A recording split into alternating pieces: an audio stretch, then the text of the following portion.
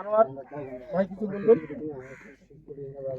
আউযু বিল্লাহি মিনাশ শাইতানির রাজিম। বিসমিল্লাহির রহমানির রহিম। আসসালামু আলাইকুম।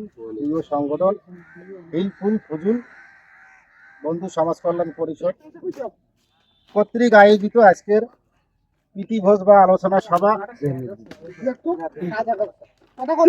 আমাদের ফজুল আমরা গঠন করতে যাচ্ছি বহু আশা আকাঙ্ক্ষা নিয়ে। ভবিষ্যতে সমাজে কিছু কাজ উন্নয়নমূলক অন্যায়ের বিরুদ্ধে এবং সমাজ থেকে কিছু দুর্নীতিমুক্ত এবং আমাদের যে লক্ষ্য এটা আমরা করতে যাচ্ছি সবাই মিলে। এই জন্য আমাদের আজকে আয়োজন। আশা করব আমাদের যে